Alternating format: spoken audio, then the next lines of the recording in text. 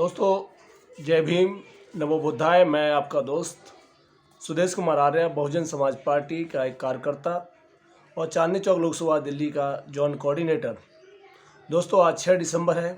हम लोग आज के ही दिन बाबा साहब अम्बेडकर की परिनिर्वाण दिवस के तौर पर उनको श्रद्धांजलि अर्पित करते हैं और उनके मार्ग पर बताए सिद्धांतों पर हम लोग चलने की कोशिश करते हैं। बाबा साहब अम्बेडकर एक वो शख्सियत, वो विधान थे जिसको समझने के लिए, जिनको सीखने के लिए हम लोग तरह तरह के उनके ऊपर शोध करते हैं।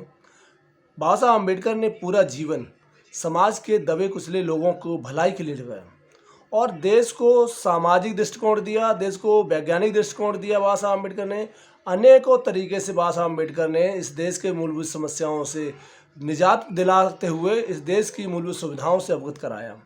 मानवीय अधिकार दिलवाए बाबा साहब अम्बेडकर ने। इन सभी बातों को हम लोगों को बाबा साहब अम्बेडकर की श्रद्धांजलि के तौर पर अर्पित करके सीखने की आवश्यकता है।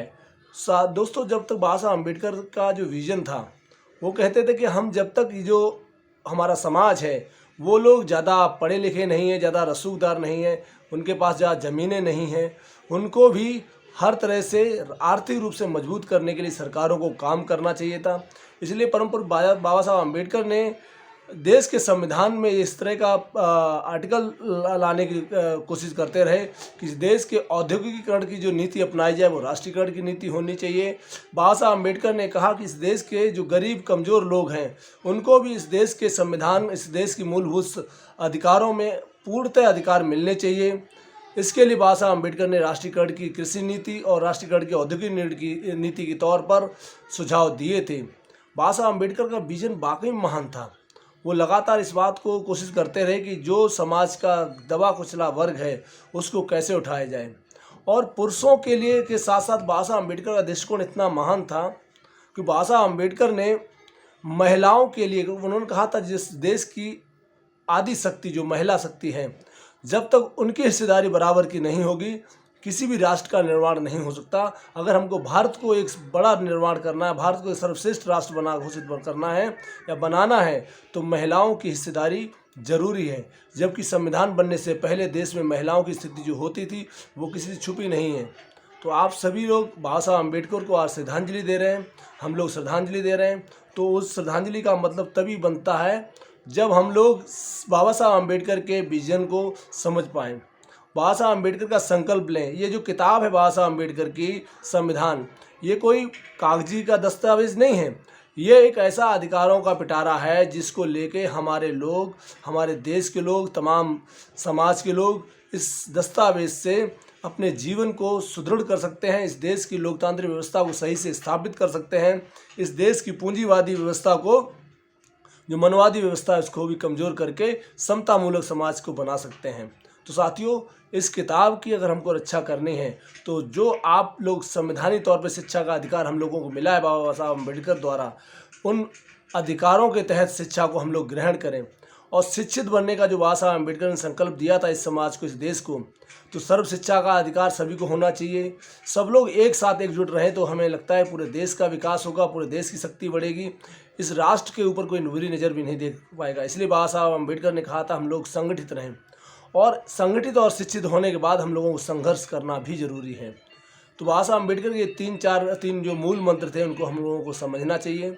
इस देश में तमाम तरह के उपद्रव इस सरकारों द्वारा हो रहे हैं, लगातार कॉन्स्टिट्यूशन पे हमला किया जा रहा है।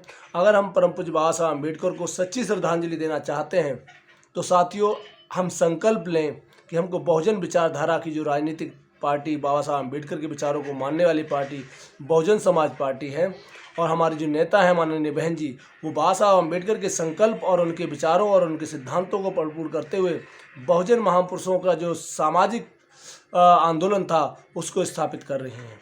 तो अब हम सभी की जिम्मेदारी बन जाती है कि इस पूरे आंदोलन को हम लोग सुचारू रूप से आगे बढ़ाएं और परम पूज्य बाबा साहब अम्बेडकर की 6 दिसंबर की जो परिनिर्वाण दिवस की अगर श्रद्धांजलि सच्ची देना चाहते हैं तो 2022 में हम लोग उत्तर प्रदेश में बहुजन समाज पार्टी की अगर सरकार बनाएंगे तो पुनः जैसे 1995, 1997, 2001 और 2007 में जो सरकारें बनी बहुजन समाज पार्टी की, और उसके बाद बाबा साहब अम्बेडकर के संविधान उनके कानून और विधान को जिससे स्थापित किया गया और वो तमाम बहुजन महापुरुषों के आंदोलन को समाहित करके बहुजन समाज पार्टी ने उत्तर प्रदेश का विकास किया, वो संविधान और बाबा साहब अम्बेडकर के सपनों का अनुरूप था।